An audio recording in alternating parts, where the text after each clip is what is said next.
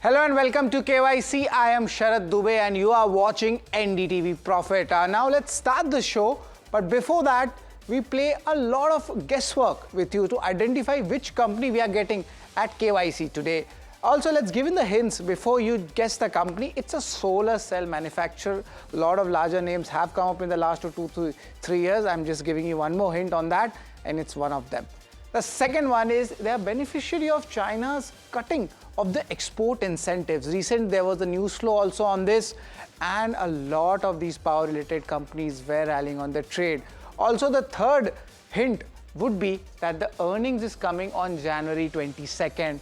Now, just to put it in perspective, in our KYC show, because of the SEBI's non-disclosure rules, and it's a silent period, we will not be asking the management about the overall numbers, but we will ask something on the industry as well. But remember to track this stock. In some days, the earnings will also be coming in. Also, the company, let's make it the big reveal for the company, and that one is going to be especially the solar related company, and technical charts have also suggested that last 2 to 3 trading sessions, the deliveries have also going up. That means some value buying is happening. The company in focus is Premier Energies. That's what we are talking about, and we'll discuss more details about it. But let's just understand why we are actually getting this company in KYC. Of course, the numbers won't be discussed, but we'll discuss the industry dynamics. The first one is, what are the benefits coming in the China cutting in export rebates? Is the tide going to turn for the industry? That's one of the main questions to be asked. The second one, we are asking why Premier Energy is there in our show, is that the industry perspective would be there. Which side are the global solar prices going? Is it going up or is it going down? Is going to be a consolidation? A lot of questions are there, and a lot of viewers on KYC keep writing to me, and we will be getting these answers from the management. The second question is the raw material dependency on China. Will this come down, or will we still depend on China and our industry will suffer? That's a very big question to be asked. A lot of stakeholders ask us. That's what we'll be asking. Also, the fourth one, why we want to call Premier Energies, is what are the supply chain constraints? Have they improved, or is there still a problem or not? That's what we'll be asking. And also, the last one being is that the expansion plans. So there is a US market, there's a non-US market. Are the Indian solar companies looking at other places? Just because there's a lot of tariff issues which are coming with US market, clarity has not come in, just to put that in perspective. So the non-US markets, what would be the expansion plans? And on the show, we'll have Vinay Rustagi. He's the Chief Business Officer of Premier Energies, where he'll talk about the business growth opportunities which is there in the industry, as well as largely we can say for the company as a whole. But let's understand more about this company. And solar industries is a very technical aspect, it's having it. But let's just break it down what the company actually does. Company manufactures solar cells and solar modules as well. EPC and operation maintenance solutions, it's there. It's India's one of the first large players on this segment. There is the EPC segment and this operation and maintenance segment. And largely, you will say that the company has made a first mover advantage when it comes to manufacturing these cells. Also going ahead, apart from this, is that the company is having a healthy domestic leg order book, and I'll give you the breakup also of what this entire domestic order book stands for. But going ahead, the total order book, look at that number, that's around 1,33,000 crore almost orders coming in the month of September. Of course, these numbers will be on the higher side when we get the December update coming in. So order book visibility is very strong. We can have a like 5 to 7 year as per what the street analysts and industry experts told me. And the cell orders, they form roughly 59% of the order book value. So that is considerable. See, almost you can say 60% of that is coming in. So that's the order book visibility. But the module orders, that's roughly around 40% odd. And then of course the minor segments are also there which would be in focus. Remember, the company also has operations and maintenance in their business. Right now, 100% domestic orders book exposure is there, but a lot of its peers already have business abroad as well, and that's why they're getting impacted more. And of course, we'll talk about that. That's especially Wari I'm talking about. And out here, we talk about it, 99% of revenue just comes from domestic. So indirectly, company is insulated as of now, and whatever global issues are happening from US markets, it seems like Premier Energies is insulated.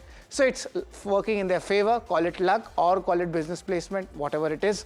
The Mission 2028, that's what the company is talking about. Just look at that. This is an important portion to look at. What's the future going ahead? And they are trying for an integrated clean tech platform. And we'll get into more details of this. This is a 10 gigawatt of integrated capacity coming across the value chain. And I talk about it includes all the segments where the company is operating. Full backward integration from ingots to module. And whenever this backward integration happens of a solar company, you get your margins benefit also. And also economies of scale picks up. That means the industry has not peaked yet. And as and when the demand of solar panels increase in India, we might see these numbers going up, up and up. But yes, industry will definitely give cycles to it. It's the allied businesses, they are expected to contribute 25% of the revenue. And when I speak about the allied business, remember there's always an incremental margins chance in these businesses as well. This can also include your operation maintenance, asset management control services, etc. So this is a very important point. This is the Mission 2028. And of course, see, the result comes in higher margins and scale. So all of these features actually come in from Mission 2028. So we have, I think, 3 more years until the company comes with their numbers. But of course, during that time, we'll have a significant changes in the financials of the company. China recently cancelled the export VAT on the solar products, and this will be applicable on April 1st. To put in perspective, this benefits the company. And this export VAT rebate on the battery products would be cut to 6%. So there's an impact happening, and the Chinese exports, they are set to become more expensive. That means the pricing which was coming from China to India, it's not that attractive anymore. That means what happens is the domestic players, that's where they start gaining in. And the scope is much wider than the solar and the batteries. So you can imagine this is just not the company itself, but the entire ecosystem which is getting benefit, and 250 plus products are there across chemical, battery and electronics. Just to give that you perspective that this is just not there for solar industry, but for other industries as well, especially the agrochemical segment. This includes the battery raw materials, industrial and the specialty chemical as well. So this is the important export VAT cut which is important, and China, remember, dominates this segment. So whenever we talk about the solar industry, China always comes up because of the cheaper products which are being imported in India, and now that pricing might benefit the Indian players. And remember, they supply most of the raw materials to the world. So the moment Indian solar players start reducing their dependence on that, it will start benefiting these companies. And remember, if these become less competitive, the domestic people start winning. And that is why I have focused my analysis on Premier Energies. Global prices, that's where they're expected to go up, and maybe it helps a lot for the Indian industry. And the 3 beneficiaries are there, and I'll be giving a detailed peer analysis also between them. There is Premier Energies, Vari Energies and Vikram Solar to focus on. But let's understand more apart from these beneficiaries, how we are going to give the ratings to the company. And let's just pull out how the ratings will be coming in. And remember, in KYC, we have 8 rating schedules which come in. Of course, it includes income statement, balance sheet, cash flow, return ratio. But apart from that, also you include other key ratings also. This includes your street holding and shareholding. But income statement, that's the first one I'd like to point out, and the company has done really well. Just let's look at the revenue, how it's going up. The top line has been significant. Last 3 years CAGR is 106%. That's a big amount. But even the EBITDA numbers, that's also been very strong. That's around 290% of the 3 years CAGR coming in. I was just looking at how the numbers are panning out. Numbers are also decent. It's turned profitable in the last 2 years. You see 289 crore and then almost a 4 to 5x jump at 1240 crore rupees. Of course, we'll be checking the H1 numbers also. If you could just show the H1 numbers where the movement is there. Sequentially, there is a kind of a lumpiness, but year-on-year basis, look at this number. This has been really strong. 20%, 47% and 71% growth in the PAT numbers. Of course, concerns are there on the industry and the pricing front and the China impact, but net, the margin front is good. It's above the 31% mark. Can that sustain above the 30% mark? That's the question. But yes, Q3 numbers are coming in some days, so we'll understand how the entire thing plays out. But net, as of now, it's a very strong thumbs up when I talk about the income statement. Also, apart from the income statement, let's talk about how the balance sheet is panning out. That's the second parameter where we judge the company. Largely, the book values have gone up a bit, but the borrowing, that has come down actually from 1900 odd crore rupees, it's down to 1500 crores. It's even Stevens if you compare the debt equity ratio. The cash balance is very strong, 1343 odd crore rupees. That means working capital, or if any expansion comes in this asset heavy business, then the balance sheet will be decent enough. But net, I will be giving this a neutral rating. So we have spoken about two rating parameters going ahead. The third one is the cash flow segment. How's the cash flows coming up? Remember, this is a high gestation business model, but the promoters, especially, we need to understand how much is the government and the private players payment schedule, and that is what determines the liquidity ratios also. Our net cash flow from operations and PAT has significantly gone up from FY23 to FY25, a very strong momentum, and cash flow to PAT conversion is also more than 100%. This is a very decent number coming in if you just compare that as a solar player. Net cash flows also have improved. In FY25, it's around 546 odd crore rupees. That means the payment issues are definitely not there. The working capital ratio seems good. So for that cash flow segment, I have given a strong thumbs up. Apart from the cash flow segment, we'll talk about the return on ratios. Generally, you need around 15% to be happy as an investor. ROC, ROE numbers 15 to 20, itna to banna chahiye. Isme dekho, FY21 to FY23, it has been single digit as it was expanding. But now FY24, it has sustained that 25% mark, going past the 41% mark. Let's just show apart from the ROC, ROE numbers what it is. And largely the ROE numbers will also be mirroring these numbers. So the return ratios as of now is a very, very strong thumbs up when it comes to Premier Energies. Also, from the return ratios, let's point out to other important ratios, and that one is of course the shareholding. Shareholding is very much important when you judge a company, especially to check the institutional holding of the company. So I've taken FIs and DIs, have a look. March 2025 it was 3% and now it has been increased.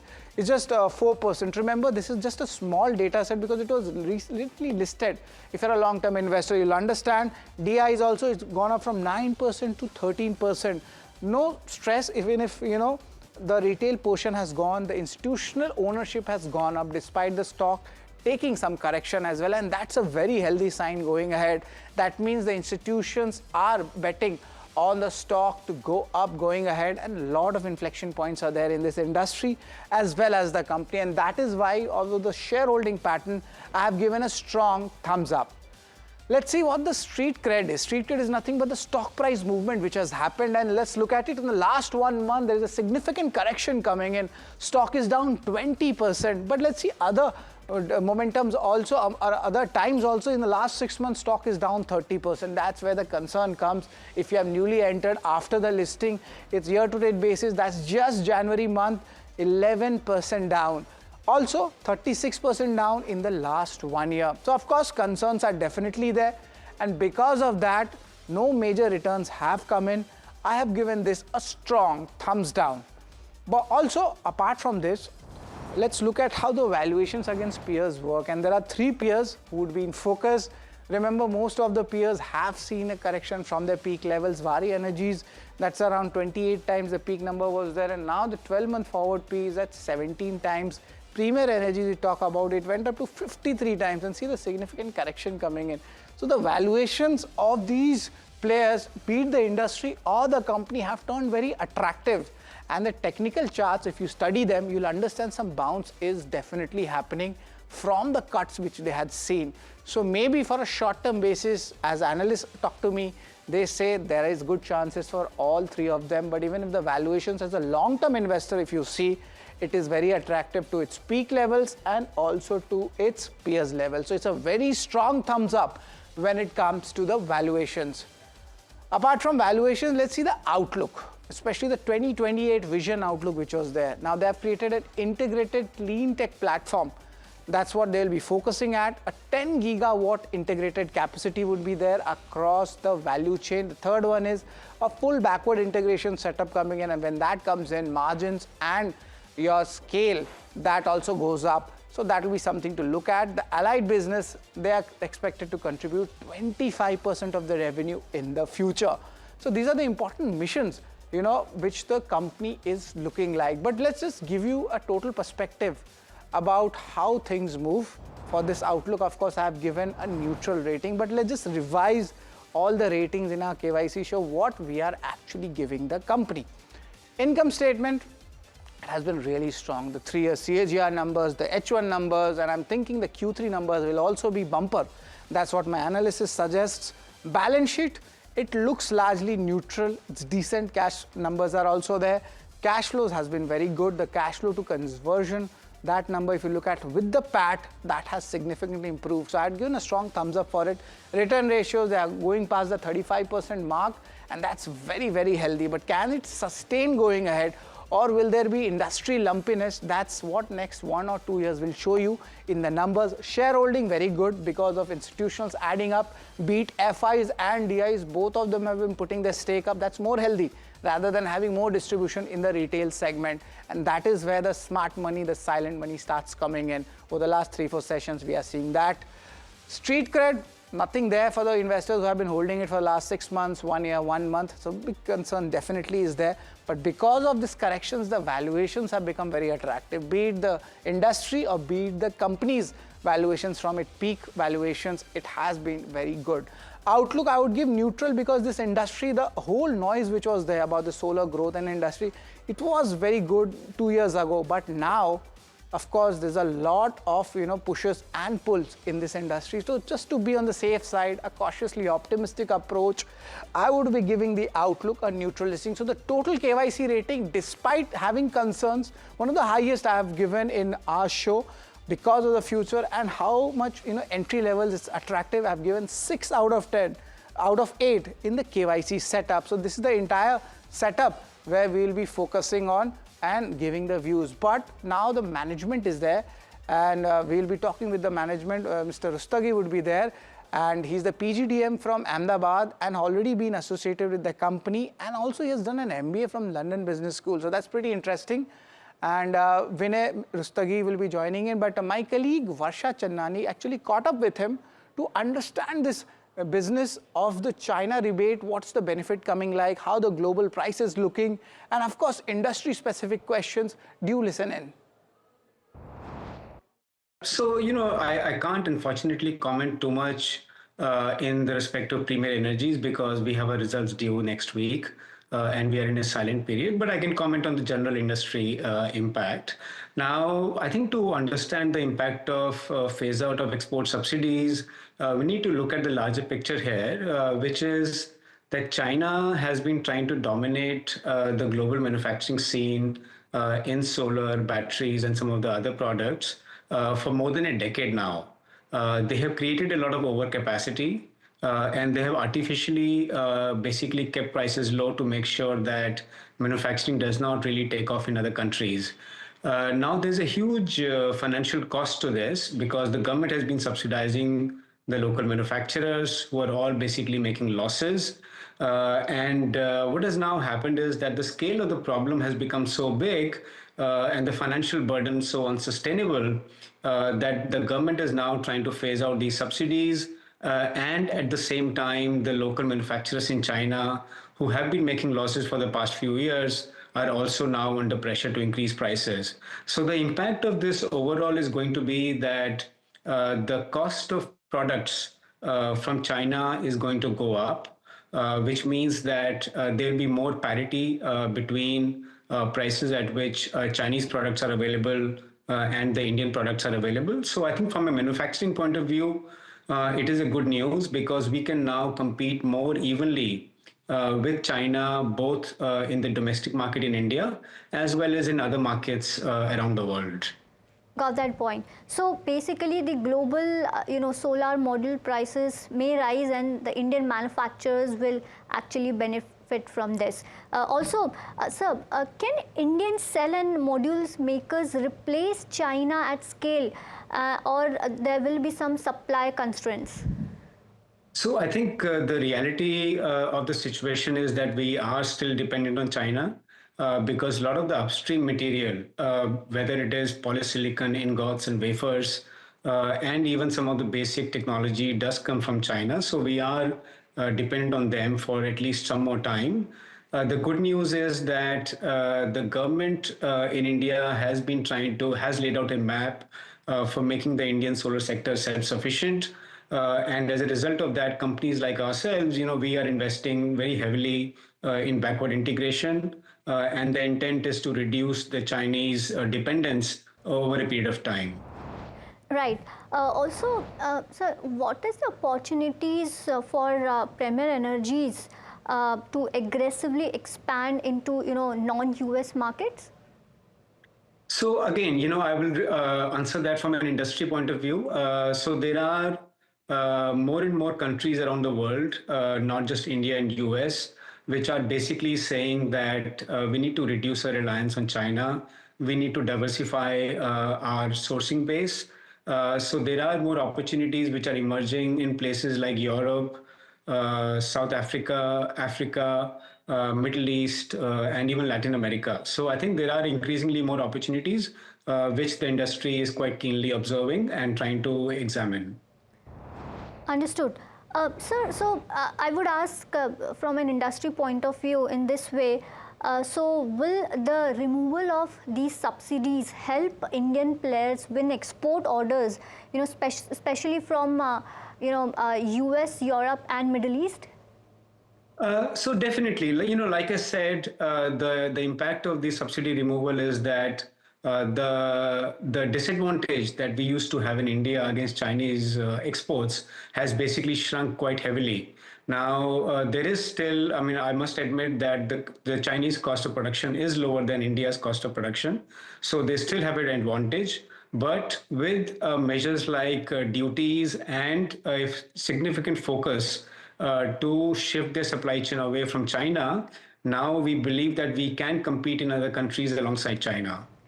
Right. And so then what policy support, is still needed from government to fully capitalize on the China's export pullback? So, like I said, one, the government in India has already laid out a map for making India self-sufficient in this space. What is the further policy support needed? I would say that one, we need to develop a domestic technology base. And there are some discussions going on with the government, between the government and the industry to improve our R&D capability. Second is to develop India's machining and tooling capability so that all the machines that we import from China right now for making ingots, wafers, cells, and modules can be made in India to actually make India truly self-sufficient.